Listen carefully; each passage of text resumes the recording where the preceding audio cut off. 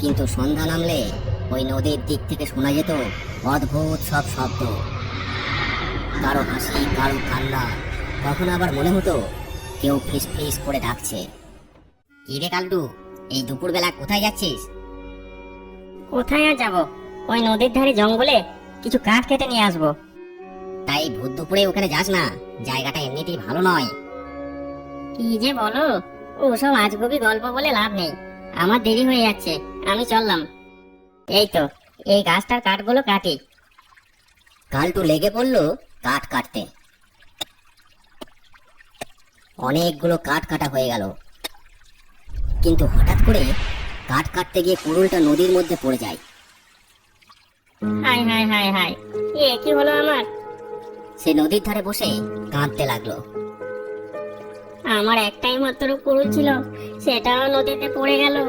এবার আমি কি করে কাঠ কাটবো, কি করে বাড়িতে খাবার জোগাড় করবো?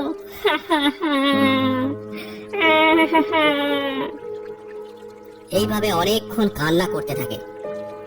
ঠিক তখনই নদীর জল কাঁপতে লাগলো, আর ওই নদী থেকে উঠে এলো এক ডাইনি। কালটু ডাইনিকে দেখে ভয়ে আঁতকে উঠে। এবার মনে হয় কুড়ুলটার সাথে আমাকেও নদীতে ডুবিয়ে নিয়ে যাবে।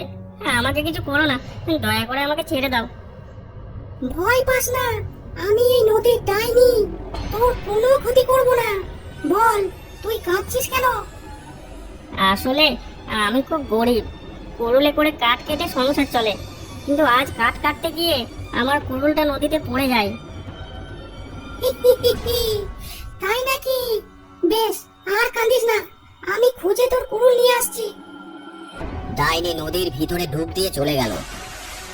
খানিক পর একটা রূপোর কুড়ুল নিয়ে এসে বলল, দেখ তো, এটা তোর কুড়ুল নাকি? না না, এটা আমার কুড়ুল নাই, আমার তো লোহার কুড়ুল। ডাইনি আবার ডুব দিল, বেরিয়ে এলো হাতে একটা সোনার কুড়ুল নিয়ে। এবার দেখ তো, এটা তোর কুড়ুল নাকি? না, এটাও আমার কুড়ুল নয়। আমি গরিব মানুষ, সোনার কুড়ুল কোথায় পাবো? আমার তো লোহার কুড়ুল ছিল। ডাইনি আবার ডুব দিল, এবার একটা লোহার কুড়ুল নিয়ে বলল, দেখ তো, এটা তোর সেই কুড়ুল নাকি? হ্যাঁ হ্যাঁ, এটাই আমার কুড়ুল। অনেক বছর ধরে এই কুড়ুল দিয়ে আমি কাঠ কাটছি। এটা পেলে আমার অনেক উপকার হয়।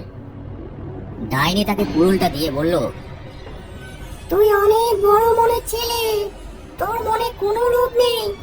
এই রূপোর আর সোনার কুড়ুলটাও আমি তোকে উপহার দিচ্ছি। যা, এই 3টে কুড়ুল নিয়ে তো বাড়ি চলে যা। কালটু 3টে কুড়ুল নিয়ে মনের আনন্দে বাড়ির পথে রওনা দিল। আর আমার কোনো অভাব থাকবে না। রাস্তায় জিতেন কালটুকে দেখে বলল, এ কি রে কালটু, তোর কাছে রূপো, সোনা, লোহা, 3টে কুড়ুল কিভাবে এলো? তুই তো একটা কুড়ুল নিয়ে গিয়েছিলি। কালটু তাকে সব ঘটনা খুলে বলল। তোরা সবাই মনে করিস ওখানে ভূত পেটে থাকে, মানুষের ক্ষতি করে। দেখলি তো আজ আমার কত বড় উপকার করেছে। তাই তো রে, বেশ বেশ, তুই বাড়ি যা। তারপর কালটু বাড়ি চলে গেল। আমিও কুড়ুলটা নিয়ে ওখানে কাঠ কাটতে যাই। যেমন ভাবা তেমন কাজ। জিতেন তার কুড়ুলটা নিয়ে নদীর ধারে সেই গাছতলায় গিয়ে পৌঁছালো। এখানেই তো কালটু কাঠ কাটছিল, আমিও কাটি, তারপর আমিও সোনার কুড়ুল পাবো। এরপর জিতেন কাঠ কাটতে লাগলো। তারপর এক সময় ইচ্ছে করে সে তার কুড়ুলটা নদীর জলে ফেলে দিল। তারপর নদীর ধারে কাঁদতে লাগলো। হায় হায় হায় হায়, আমার কুড়ুলটা নদীর জলে পড়ে গেল। কে আছো, আমার কুড়ুলটা এনে দাও, দয়া করো আমার প্রতি, আমার কুড়ুলটা এনে দাও। ঠিক তখনই নদীর জল কাঁপতে লাগলো, আর উঠে এলো সেই ডাইনি। কে তুই? কাঁদছিস কেন? আমি জিতেন, কাঠ কাটতে গিয়ে আমার কুড়ুলটা নদীর জলে পড়ে যায়, দয়া করে আমার কুড়ুলটা এনে দাও। দাঁড়া, দেখছি। এই বলে ডাইনি ডুব দেয়, আর একটা সোনার কুড়ুল নিয়ে উঠে আসে। দেখ তো, এটা তোর কুড়ুল নাকি? হ্যাঁ হ্যাঁ, এটাই আমার কুড়ুল, কালই কিনেছি, দাও আমাকে। ভালো করে দেখ, এটা তোর কুড়ুল তো? হ্যাঁ আমারই কুড়ুল, আমি চিনবো না? তোর তো পুরনো কুড়ুল ছিল, আজ একে সোনার বানিয়ে ফেললি। ইয়ে মানে না না, সূর্যের আলোয় রংটা পাল্টে গেছে, কিন্তু এটাই আমার কুড়ুল। তুই লোভী মানুষ, আমি লোভী মানুষদের কি করে জানিস তো? আমার কাছে টেনে নিয়ে আসি নদীর তলায়। না না, আমার ভুল হয়ে গেছে, আমাকে ছেড়ে দাও, আমার কুড়ুলের দরকার নেই। সত্য বললে আশীর্বাদ, মিথ্যা বললে শাস্তি।